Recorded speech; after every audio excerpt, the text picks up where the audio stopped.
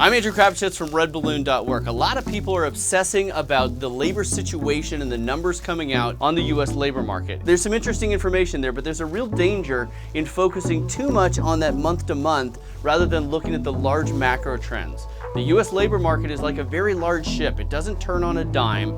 And so if you only focus on month over month, you're going to lose some of the larger trends and you won't know, is this something we should really be concerned about, or is this just what the US labor market does? So this is the total jobs in the US labor market, and I took away all the seasonally adjusting so that we could actually see what happens throughout each of the years. And if you look at the job growth, it's very steady, but you have this pattern that looks very similar, right? You're gonna see a high point for the year in November and December, and this is all those seasonal jobs around Christmas and the holidays. And then you're gonna see a dramatic layoff of workers in January because we don't need those people. The reason you see this pattern so dramatically is I remove seasonal adjustment from these numbers.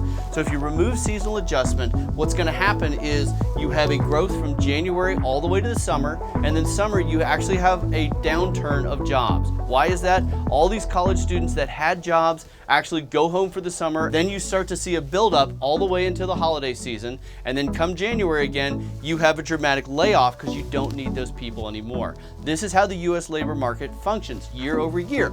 Even if the total numbers are going up, you can see this pattern is very predictable in the US labor market, except for one variation: the pandemic.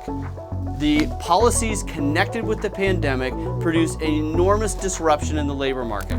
You saw tens of millions of people losing their job in a month, and that completely changed this trend. So what happened is you lose all of these jobs, you have a significant crash, the government starts throwing money on the economy, they start removing regulations over a year, and then the economy and the labor market start recovering from that. And so, yes, this pattern looks very different than what we've seen in previous years. But if you actually focus in on this year, that pattern looks very, very similar to what we've seen in previous years in the US labor market.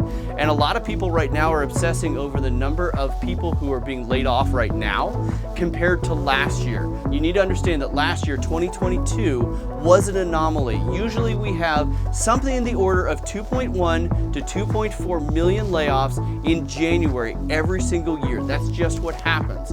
Last year, we only had 1.8 million layoffs in January.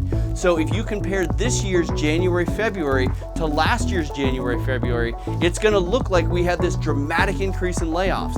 But in fact, last year was the anomaly, and if you compare this year to an anomaly year, it's gonna look crazy. But if you compare it to every other year and how the labor market usually works, this is just standard operating procedure.